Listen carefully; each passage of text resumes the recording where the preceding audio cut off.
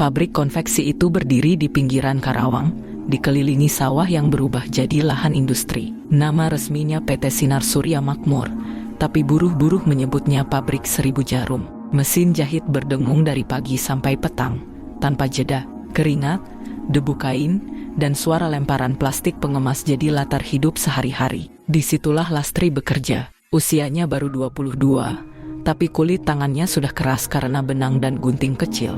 Ia buruh rajin, jarang mengeluh. Uangnya selalu ia sisihkan untuk dikirim ke ibunya di kampung.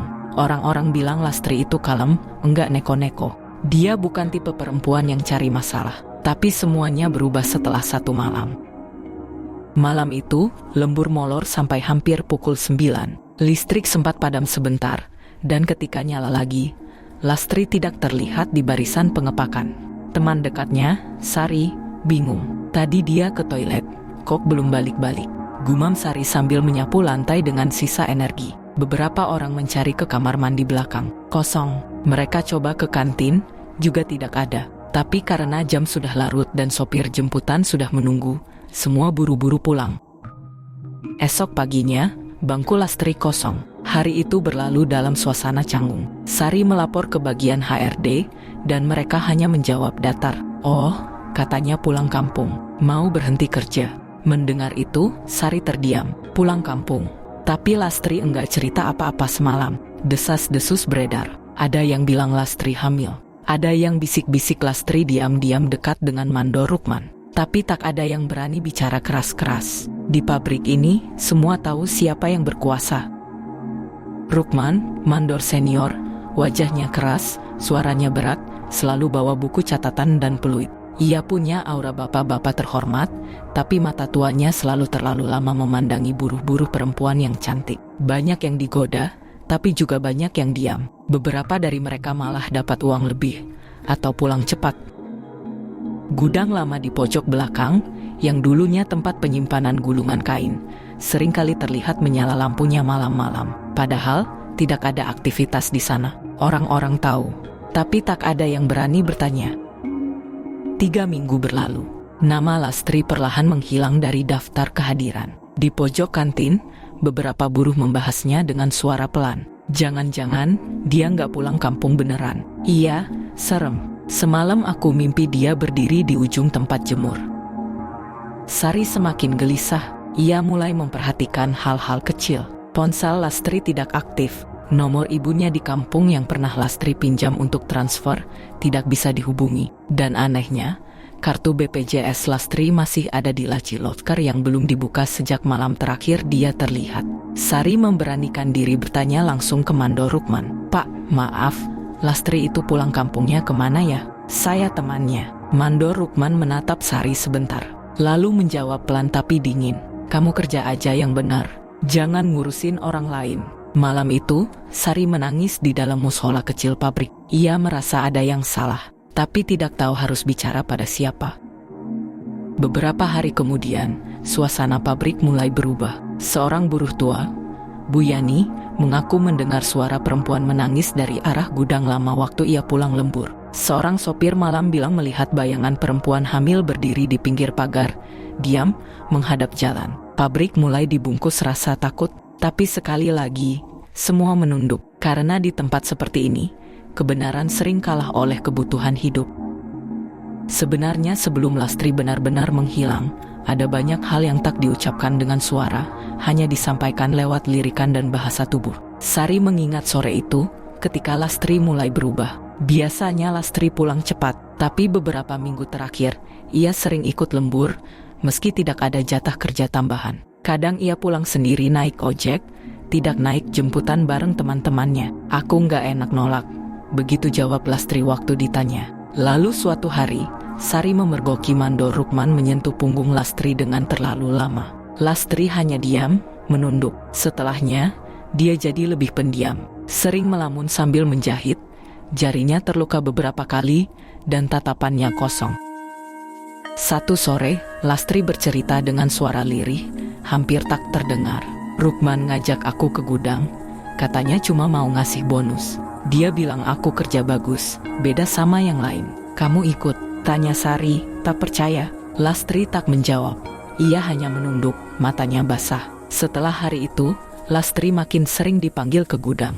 Selalu setelah jam kerja, selalu dengan alasan yang terdengar samar. Kadang dia kembali dengan uang lipatan 100 ribuan di sakunya. Kadang dia hanya menangis diam-diam di kamar mandi belakang. Teman-teman melihat, tapi tak bisa menolong. Mereka semua tahu Rukman punya kuasa. Laporkan ke HRD. Mustahil.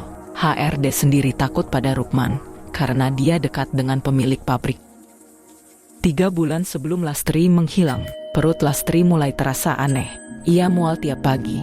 Sari memaksanya ke bidan di luar pabrik. Hasilnya jelas. 2 garis merah. Lastri hamil. Ia panik. Dunia serasa runtuh. Aku harus bilang ke Rukman. Dia harus tanggung jawab. Sari menahan tangisnya, tapi tetap menemani. Lastri menemui Rukman di pos jaga belakang, dengan harapan terakhirnya sebagai perempuan yang merasa tertindas. Pak, saya hamil. Ini anak Bapak. Tolong tanggung jawab. Rukman diam. Lalu ia tertawa kecil. Las, kamu kira aku mau ngancurin hidupku buat kamu? Aku punya istri, anak 2. Kamu pikir aku gila? Tapi Pak, ini anak Bapak. Saya enggak punya siapa-siapa. Ya udah, aborsi aja. Nanti saya kasih uang. Lastri menolak. Ia bukan perempuan murahan. Meski dunia memandangnya hina, ia tetap memegang harga diri yang tersisa. Sejak hari itu, Lastri dijauhi. Rukman tidak bicara padanya, tapi tatapannya penuh ancaman. Beberapa hari kemudian, 2 buruh laki-laki dari bagian pengangkutan mulai memelototi Lastri tiap kali lewat. Sari tahu ada yang tidak beres. Sampai pada malam itu, lembur panjang di akhir bulan. Listrik padam. Lastri menghilang. Nama lengkapnya Alia Rahma. Baru lulus SMK Tata Busana dari Cikampek. Ibunya janda, bapaknya meninggal karena jatuh dari proyek bangunan. Sejak umur 15, Alia sudah bantu ibunya menjahit orderan kecil-kecilan. Jadi ketika ada lowongan buruh konveksi di PT Sinar Surya Makmur, ia mendaftar tanpa pikir panjang. Pabrik itu kelihatan besar dari luar, tapi dalamnya panas, pengap, dan ramai. Deru mesin seperti suara perang, suara overlock dan obras seakan tak pernah berhenti. Lantai selalu lembab, kain berserakan. Tapi bagi Alia, ini adalah kesempatan, uang untuk bantu ibunya, dan harapan agar bisa hidup sedikit lebih baik. Hari pertama, ia ditempatkan di bagian pemotongan pola. Anak baru ya, sini, bantuin potong sambil belajar, kata Mbak Tari, buruh lama yang akhirnya jadi teman pertamanya. Beberapa hari berjalan lancar, walau capeknya luar biasa. Punggung pegal, mata perih. Tapi yang membuat Alia sedikit tidak nyaman adalah mandor Rukman. Laki-laki tua berkumis dengan tatapan aneh itu sering menghampiri. Awalnya hanya basa-basi. Gimana? Betah kerja di sini? Wah, pinter ya. Cepet kerjanya. Tapi lama-lama, dia mulai menyentuh bahu, memegang lengan saat tidak perlu. Bahkan, sekali waktu, dia menepuk pinggul Alia sambil tertawa kecil. Wah, memang beda kalau masih muda. Masih kencang. Alia terdiam. Matanya panas, tapi ia tahu tak bisa melawan langsung. Ia hanya menghindar semampunya. Tapi makin hari, makin sering Rukman mendekatinya. Suatu sore, Alia diminta ke ruang logistik karena katanya ada yang harus diambil. Tapi anehnya, tidak ada satu orang pun di sana. Ia berdiri di tengah ruang kosong, sunyi, dan merasa diawasi. Lalu, terdengar seperti suara napas. Berat, pelan, dari arah belakang tumpukan gulungan kain. Alia berlari keluar. Ia bilang ke Tari kalau ruangan itu sepi, dan Tari hanya menjawab sambil melihat kanan kiri. Jangan suka sendirian ke sana, apalagi sore-sore. Tempat itu udah lama nggak beres. Malam itu Alia lembur. Ruang produksi tinggal separuh nyala. Lampu mulai diredupkan satu-satu. Ketika ia mencuci tangan di wastafel belakang, ia melihat sesuatu di kaca kusam di depannya. Bayangan seorang perempuan, berambut panjang kusut, mengenakan baju buruh warna biru pudar. Tapi perutnya buncit, seperti orang hamil besar. Wajahnya tidak jelas, tapi mata itu penuh luka dan kepedihan. Alia menoleh cepat, dan tak ada siapa-siapa. Ia terdiam lama, napasnya memburu. Tapi entah kenapa, dia tidak lari. Karena di hatinya, ada rasa lain selain takut, rasa iba. Hari-hari berikutnya makin ganjil. Kadang di ruang ganti, lampu mendadak padam. Kadang mesin potong bergetar sendiri. Dan kadang, ada suara lirih dari gudang belakang. Suara seperti tangisan perempuan, pelan, panjang, menembus tulang. Alia memberanikan diri bertanya ke Tari, "Mbak, dulu ada yang meninggal di sini ya?" Tari terdiam lama, lalu menjawab pelan, "Kamu jangan banyak nanya, nanti kamu jadi kayak Lastri." "Lastri?" Alia memicingkan mata. Tari tampak menyesal sudah bicara. Ia melirik kiri kanan, lalu menunduk. "Udah, kerja aja. Jangan suka nanya yang enggak-enggak." Malam itu, untuk pertama kalinya, Alia bermimpi. Ia berada di dalam gudang gelap. Dindingnya basah, bau amis dan apek. Di hadapannya, ada perempuan muda duduk bersimpuh. Perutnya buncit, wajahnya sembab. "Jangan percaya dia. Jangan ke gudang. Dia jahat." Alia terbangun. Keringat dingin membasahi punggungnya. Ia tidak tahu siapa perempuan itu. Tapi hatinya tahu sesuatu. Ada luka lama yang belum selesai. Ada nyawa yang belum damai. Sudah 2 minggu Alia bekerja di pabrik. Tubuhnya mulai terbiasa dengan kerasnya ritme mesin dan aroma kain sintetis yang menusuk hidung. Tapi rasa asing itu belum juga pergi. Semakin hari, gangguan-gangguan kecil semakin sering terjadi. Mesin jahit menyala sendiri saat semua pekerja istirahat. Benang-benang robek tergantung di dinding seperti rambut, dan suatu malam, listrik mendadak padam di sayap barat, membuat 3 buruh perempuan jatuh pingsan karena mengaku melihat wanita berdiri di atas mesin obras, dengan perut besar dan darah menetes dari mata. Manajer teknis bilang itu halusinasi karena kelelahan, tapi tidak semua percaya. Alia mulai memperhatikan satu hal. Setiap gangguan selalu terjadi dekat gudang lama. Gudang itu tidak pernah dibuka. Gembok tua menggantung seperti mulut terkunci rapat. Bahkan Mandor Rukman pun tidak pernah mendekatinya, kecuali saat bawa karyawan tertentu masuk, lalu keluar sendirian. Alia mulai menyelidiki sendiri. Saat rehat makan siang, ia mengobrol dengan beberapa buruh. Sambil pura-pura santai, ia bertanya, "Mbak, dulu di sini ada yang namanya Lastria." Beberapa hanya saling pandang, termasuk Sari. Dia kaget, tapi kemudian berkata pendek, "Dia anak baik, nggak banyak omong, tiba-tiba aja hilang." Alia mengangguk. Ia mencatat semuanya diam-diam. Malam itu, Alia pulang lembur. Saat melintasi lorong menuju pintu belakang, ia mendengar suara gesekan kain, seperti seseorang diseret. Ia menoleh dan melihat sesosok perempuan berdiri di dekat pintu gudang. Rambutnya kusut, tubuhnya membungkuk dengan perut besar, tapi wajahnya rusak. Kulit wajah itu robek seperti dikuliti. Matanya kosong dan menghitam. Tapi Alia, untuk alasan yang ia tak bisa jelaskan, tidak lari. Ia hanya mematung. Sosok itu tidak bergerak, hanya berdiri dan menunjuk ke arah gudang tua itu.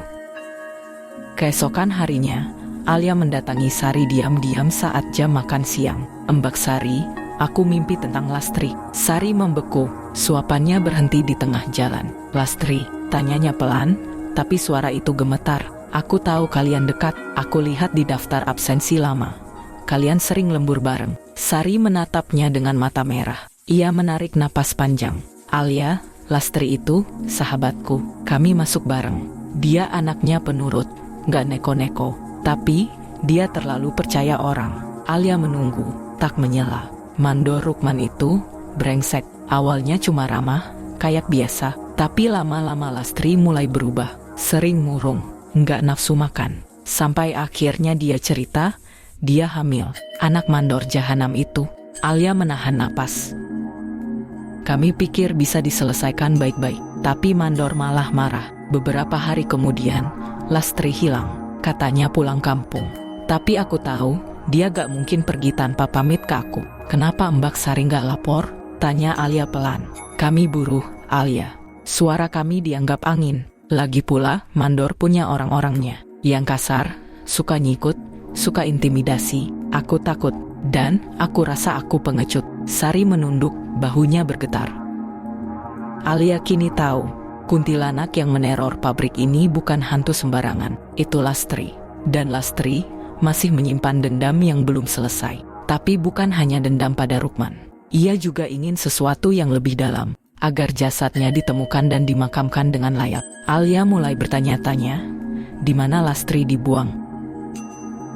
Sejak 2 minggu terakhir, pabrik mulai terasa tak biasa. Bukan karena mesin rusak atau target produksi gagal dicapai, tapi karena ada yang berubah di udara. Sesuatu yang tidak kasat mata, tapi terasa menusuk dari balik tengkuk. Pak Dasir, sopir tua yang biasa antar barang dari pabrik ke pelabuhan, yang pertama kali bercerita, "Saya lihat perempuan duduk di atap gudang lama. Bajunya kotor, rambutnya panjang banget, tapi kepalanya miring, kayak patah. Mungkin anak baru." Tanya rekan mandor lain. "Enggak, mukanya hancur." Awalnya, semua menganggap itu cuma cerita orang tua, tapi keesokan harinya, 2 buruh perempuan pingsan di kamar mandi. Mereka mengaku melihat bayangan perempuan berdiri di dinding kaca, padahal kaca itu buram. Sejak itu, kamar mandi belakang ditutup. Para pekerja hanya berani ke toilet berdua.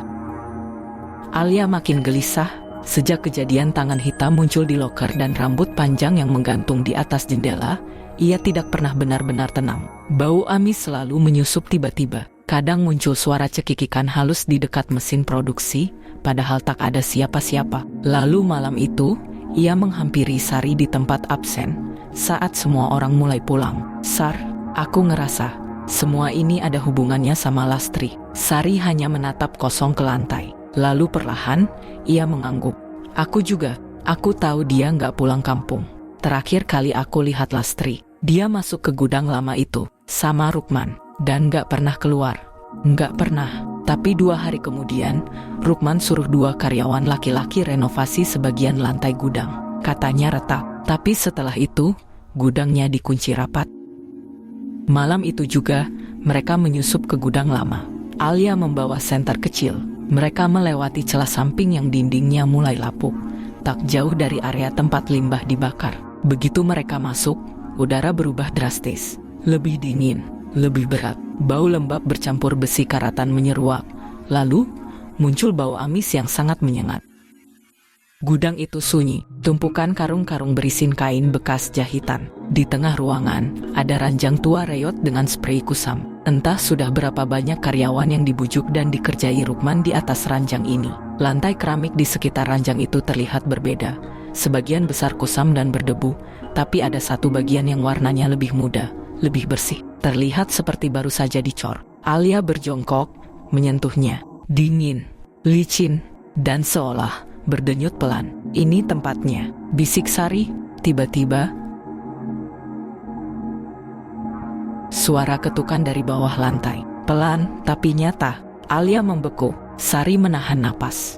Mereka saling pandang dengan wajah pucat pasi. Lalu, dari retakan kecil di lantai, darah merembes keluar. Warnanya pekat, mengalir perlahan, mengisi celah-celah lantai keramik. "Itu darah, Sar." Suara Alia nyaris tak terdengar. "Ya Allah." Sari menarik tangan Alia, tapi mereka tak bisa bergerak jauh, karena dari balik lantai, terdengar isakan. Suara perempuan, pelan dan memilukan. "Tolong, tolong aku, anakku, tolong anakku." Tiba-tiba, senter Alia padam, gelap total. "Alia," bisik Sari dengan suara panik. Lalu, di dalam kegelapan pekat itu, terdengar suara kaki diseret, mendekat. Senter menyala kembali, sekejap, cahayanya gemetar, dan dalam sekejap itu, Alia melihat seseorang berdiri di belakang Sari. Seorang perempuan dengan rambut panjang menutupi wajah, bajunya robek, dan ketika kepalanya terangkat, wajah itu tak lagi utuh. Matanya bolong, separuh pipinya menganga, lidahnya menjulur dari celah yang tak seharusnya ada. Wajah itu bukan manusia lagi. Alia menjerit. Sari menoleh cepat, tapi sosok itu lenyap. Mereka berlari keluar gudang, jatuh bangun, tersungkur di tanah berdebu. Jauh di dalam gudang, suara tangis itu terus terdengar, lirih dan tidak ingin dilupakan. Keesokan paginya, seorang buruh perempuan mendadak kesurupan saat melintas dekat gudang. Ia menangis lalu tertawa, dan suaranya berubah berat. Kubur aku, jangan biarkan aku di situ." Mandor Rukman datang, menyiram air, marah-marah, tapi wajahnya pucat, tangannya gemetar. Ia langsung memasang rantai baru di gudang. "Siapapun masuk sini lagi, saya pecat." Tapi sejak hari itu, gangguan menjadi lebih sering. Lampu di area produksi mati sendiri. Mesin menyala tanpa disentuh. Beberapa buruh mengaku melihat sosok perempuan merayap di langit-langit, memelototi mereka dari kegelapan. Satu buruh laki-laki bahkan melihat bayangan duduk di tempat absen, mengenakan baju buruh tua yang sudah berlumuran darah. Tapi saat didekati, sosok itu lenyap. Alia tak bisa tidur. Ia tahu kini, Lastri ada di bawah sana, dikubur diam-diam. Dan ia tidak ingin balas dendam semata. Ia ingin jasadnya ditemukan. Ia ingin anaknya tidak dianggap aib. Ia ingin dikuburkan dengan layak. Namun membuka beton itu artinya membuka aib besar Rukman. Dan untuk itu, Lastri harus punya bukti yang lebih kuat, lebih nyata. Malam itu, hujan turun deras sekali. Langit seolah marah. Kilat menyambar berkali-kali di langit pabrik. Genangan menghitam membasahi lorong-lorong antara gudang, meninggalkan bau karat, solar, dan bangkai tikus yang tergenang. Di pos keamanan, 2 satpam sedang menonton sinetron sambil menyeruput kopi saset saat lampu padam mendadak. Layar mati, radio mati, lampu sorot halaman juga padam serentak. Semua berganti gelap total. Lalu dari kejauhan, di arah gudang lama yang sudah digembok dan dikasih papan dilarang masuk, terdengar suara aneh. Suara tangisan, lirih, panjang, menusuk. "Mas, dengar nggak? Halah, paling kucing." Keduanya diam, tapi suara itu masih terus ada. Dan tiba-tiba, papan larangan itu roboh sendiri, padahal tak ada angin. Sementara itu, Rukman sedang duduk sendirian di kantor kecilnya. Ia sedang menghitung sisa uang bonus bulanan yang diam-diam disunat dari para buruh. Seperti biasa, seperti kebiasaannya bertahun-tahun. Ia tak tahu, malam ini bukan hanya bonus yang akan dimintai pertanggungjawaban. Tiba-tiba, kaca jendela kantornya diketuk pelan. Rukman menoleh cepat. Hujan masih turun, tapi jendela di sampingnya seharusnya menghadap dinding kosong gudang. Tidak mungkin ada orang di sana. Ia bangkit, membuang sisa rokok, menyibak tirai. Tak ada siapa-siapa, hanya embun dan jejak tangan. 5 jari panjang, berlumuran lumpur merah dan darah. Ia keluar, tapi lorong itu kosong. Hanya gemuruh hujan. Saat ia kembali ke kantor, lampu di dalam sudah menyala merah. Dan di kursi tempat ia duduk sebelumnya, ada sosok duduk membelakanginya. Rambut panjang, leher miring, baju buruh, tangan berlumuran tanah. "Siapa kamu?" Sosok itu menoleh, pelan sekali. Wajahnya rusak parah, matanya hanya satu, hidungnya hancur. Separuh pipinya menganga, terlihat gusi dan lidah menjulur. "Kau janji mau nikahi aku, Rukman." Rukman berteriak, mundur, terguling ke pintu. Tapi sosok itu lenyap secepat ia muncul. Namun saat Rukman mencoba keluar, pintu tak bisa dibuka. Ia membantingnya, menendang, tapi semua percuma. Kunci otomatis kantor mendadak macet. Kemudian AC menyala sendiri, tapi hembusannya panas. Dari ventilasi, keluar bau amis, sangat kuat, sangat tajam. Dari speaker kantor, suara radio menyala sendiri. Lalu terdengar suara rekaman. "Mas, aku telat datang bulan. Kalau memang anak ini dari Mas, aku nggak minta dinikahin. Aku cuma pengen Mas tanggung jawab." Rukman mematung. Itu suara Lastri. Rekaman pesan suara lama yang pernah ia hapus. Rukman mematung. Itu suara Lastri. Suara yang ia kira sudah terkubur bersama tanah pekarangan belakang gudang. Tiba-tiba, printer di pojok ruangan menyala sendiri. Suara mesin tua itu meraung pelan, lalu mulai mencetak selembar kertas. Kertas itu jatuh ke lantai. Rukman dengan tangan gemetar memungutnya. Di kertas itu hanya tertulis, "Kau bilang aku hanya buruh murahan, tapi aku ibu dari anakmu." Tinta masih basah, kertasnya pun berbau anyir. Rukman panik. Ia meraih ponsel, mencoba menelepon seseorang, siapa saja. Tapi layar ponselnya hanya menunjukkan satu kata, memanggil Lastri. Ia melempar ponsel itu. Ponsel itu pecah di lantai. "Kau sudah mati, setan. Kau tidak nyata." Namun tiba-tiba, semua pintu terbuka sendiri. Angin dingin masuk dari segala arah, tirai beterbangan, dan di tengah ruangan, di atas meja kerjanya, tiba-tiba ada bungkusan kain. Kain tipis lusuh, kumal, penuh tanah, kain pembungkus bayi, dengan darah. Lalu, suara tangisan bayi terdengar. Halus, lirih, tapi nyata. Rukman jatuh terduduk, tubuhnya menggigil. Perlahan, suara langkah kaki mendekat dari lorong luar. Pelan, basah, seperti kaki telanjang yang berlumpur. Langkah itu masuk ruangan. Rukman tak berani menoleh, tapi ia bisa mencium bau yang dikenalnya baik. Bau lumpur basah dan amis darah Lastri malam itu. Dan lalu, seseorang membisik di telinganya. Suaranya pecah, parau, tapi menyayat. Aku gak mau kau mati cepat. Aku mau kau merasa seperti aku malam itu, saat dikubur masih hidup. Rukman menjerit seperti orang kesurupan, menghantam kaca jendela, menabrak meja, hingga akhirnya roboh dan kepalanya membentur tiang logam. Darah mengucur dari pelipisnya, tubuhnya kejang, matanya melotot ke langit-langit, dan di sana, di atasnya, tergantung Lastri, dengan wajah rusak, tertawa sangat nyaring.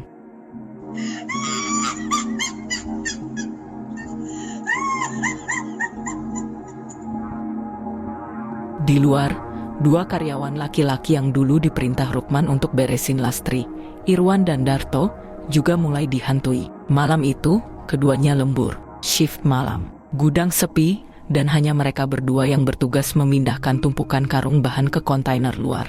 Jam menunjukkan pukul 1 pagi. Angin tiba-tiba berhenti. Pabrik terasa hampa. Tak ada suara kipas angin, tak ada suara listrik berdengung. Hening, mencekam. Irwan menatap langit-langit. Kipas mati ya? Darto mengangkat senter. Listriknya belum padam, tapi kenapa? Salah satu karung jatuh sendiri dari rak besi. Mereka saling pandang. Darto bergegas memungutnya. Namun saat ia membalik karung itu, ada noda darah di bawahnya, merembes dari bawah karpet gudang. Irwan mendekat, tapi langkahnya terhenti. Karpet lusuh itu seperti bergerak, bergelombang. Perlahan, karpet itu terangkat sendiri. Dari bawahnya, tanah menghitam muncul, basah, dan ada tangan yang mencuat perlahan, kaku, pucat, dengan kuku panjang patah-patah. Darto lari, teriak Irwan. Tapi Darto diam mematung. Matanya menatap ke satu sudut gelap. Di sana, Lastri berdiri. Bajunya compang-camping, penuh lumpur. Rambutnya kusut menutupi wajah. Tapi satu hal yang terlihat jelas. Wajahnya rusak, pipi kiri sobek. Mata kanannya hanya lubang hitam. Kalian, ingat aku. Suara itu terdengar langsung di kepala mereka. Telinga mereka mendenging. Tubuh keduanya langsung tersungkur, menggeliat seperti tersambar listrik. Lalu, Lastri merangkak, pelan. Suara dengus napasnya seperti embusan terakhir seseorang yang sekarat. Irwan berusaha bangkit, tapi tubuhnya berat. Darto meracau, menangis tak jelas. Tiba-tiba lampu gudang menyala sendiri, tapi bukan cahaya putih. Cahaya lampu itu merah redup, seperti lampu dari neraka. Irwan menoleh, dan mendapati dirinya kini berdiri di tepi lubang besar. Dalam, bau busuk menguar dari dalamnya. Dan dari dasar lubang, suara Lastri terdengar, seperti mengajak. Ayo turun, temani aku. Irwan menjerit, tapi suaranya tenggelam. Besoknya, mereka ditemukan oleh satpam pagi, berkeliaran di halaman pabrik, telanjang dada, menggenggam karung sambil terus menggumam. Jangan kubur aku lagi, tolong, jangan tutup lubangnya. Tak ada yang tahu apa yang terjadi pada mereka malam itu. Tapi sejak hari itu, mereka tak bisa bicara normal, dan setiap kali mendengar suara tangisan perempuan, mereka akan berteriak ketakutan. Pagi itu, seluruh pabrik diliburkan mendadak. Pengumuman dikeluarkan lewat pesan grup dan tempelan kertas di gerbang masuk. Mandor Rukman ditemukan meninggal dunia. Tubuhnya ditemukan di dalam ruang kerjanya sendiri, dengan luka berat di kepala akibat benturan. Polisi menyimpulkan ia tewas karena terpeleset dan menghantam sudut meja besi. Tapi buruh-buruh perempuan bergumam.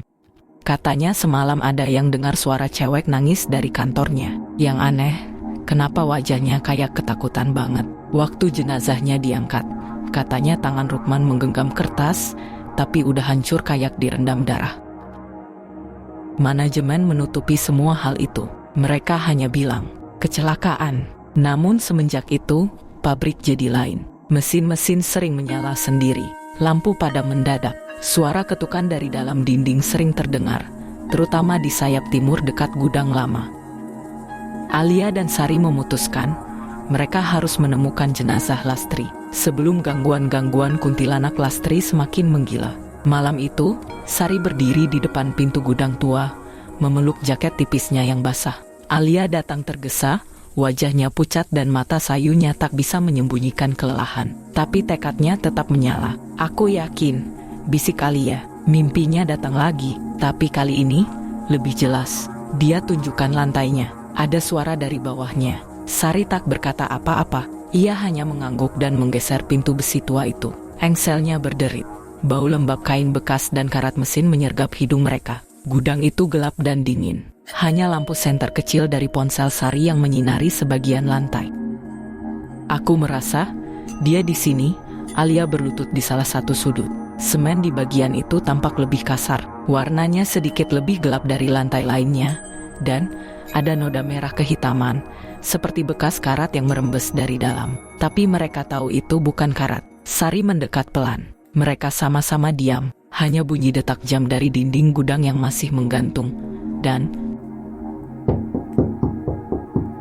ketukan kecil, sangat pelan dari bawah lantai. Alia menatap Sari dengan mata membulat. "Kita harus gali. Rukman sudah tidak ada. Kita tidak perlu takut lagi." Sari ragu, tapi kemudian mengangguk. Mereka sudah mencuri linggis dan palu besi dari gudang alat. Dengan gemetar, mereka mulai menghantam lantai. Semen pecah pelan-pelan. Suara hantaman menyatu dengan suara gerimis di luar. Setiap retakan membawa mereka lebih dekat pada sesuatu yang tak seorang pun pernah ingin lihat. Setelah hampir 1 jam, satu lempengan besar lantai berhasil diangkat. Di bawahnya, tanah becek dan pekat. Dan di situ, tercium bau amis yang begitu menyengat. Sari mundur menutup hidungnya. Alia, dengan tangan gemetar, menggali tanah menggunakan tangan kosong. Jari-jarinya menyentuh sesuatu yang keras dan halus, tulang. Alia menjerit tertahan. Sari berjongkok, membantu membersihkan tanah. Dan saat cahaya senter menyorot lebih dalam, mereka melihat sobekan kain seragam pabrik, masih membungkus sebagian tulang lengan. Ada potongan rambut panjang yang terjerat akar-akar kecil, dan tengkorak dengan retakan besar di bagian rahang dan pelipis. Seakan ia dipukul berkali-kali sebelum mati. Alia jatuh terduduk, napasnya memburu. "Kelas," bisiknya. "Maafkan kami yang membiarkanmu selama ini." Sari menggenggam tangan Alia. Air mata mulai jatuh dari kedua wajah mereka. Lantai gudang itu akhirnya berbicara. Keesokan paginya, kawasan pabrik itu tak seperti biasanya. Garis polisi membentang di sepanjang pagar belakang dan menutup akses ke gudang lama. Para buruh yang biasanya sibuk dengan mesin dan potongan kain, hari itu hanya berdiri berkerumun, berbisik, bertanya-tanya, dan sebagian menangis diam-diam. Jenazah Lastri ditemukan. Berita itu menyebar lebih cepat dari waktu istirahat. Para petugas forensik datang membawa kantong jenazah hitam dan perlahan mengangkat tulang-tulang yang nyaris menyatu dengan tanah itu. Dari sobekan kain seragam pabrik, dari geleng karet warna merah di pergelangan tangan kirinya, Sari dan beberapa pekerja perempuan langsung tahu itu Lastri, teman mereka yang hilang begitu saja dan tak pernah kembali. Kepala HRD, Pak Sutarman, ikut hadir. Wajahnya tegang dan berkeringat meskipun cuaca dingin. Manajer pabrik, kepala bagian produksi, bahkan pemilik perusahaan, semua datang hari itu. Tapi suasana sunyi. Tak ada yang menyangka semua ini tersembunyi begitu lama di bawah kaki mereka sendiri. Polisi segera membuka penyelidikan resmi. Alia dan Sari menjadi saksi utama. Mereka menceritakan semua, mulai dari mimpi-mimpi aneh, suara ketukan, hingga bagaimana Rukman terakhir terlihat panik sebelum tewas misterius beberapa malam sebelumnya. Lalu satu demi satu karyawan laki-laki yang dulu dekat dengan Rukman pun dipanggil. Ada yang menangis saat diinterogasi, ada yang berusaha menyangkal, tapi jejak-jejak kebusukan Rukman sudah tak bisa dibersihkan.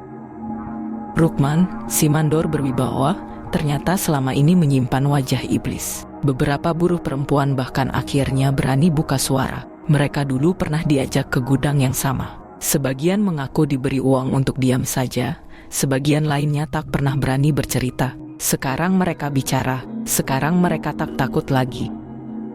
Pabrik konveksi itu akhirnya ditutup sementara. Polisi menetapkan kematian Lastri sebagai pembunuhan berencana. Meskipun Rukman sudah mati, para kaki tangannya yang ikut menanamkan beton di atas jasad Lastri tak bisa lari dari hukum. Mereka ditangkap, dan untuk pertama kalinya, nama Lastri disebut lagi di halaman depan kantor pabrik. Bukan sebagai buruh yang menghilang, tapi sebagai korban ketidakadilan. Sebagai peringatan.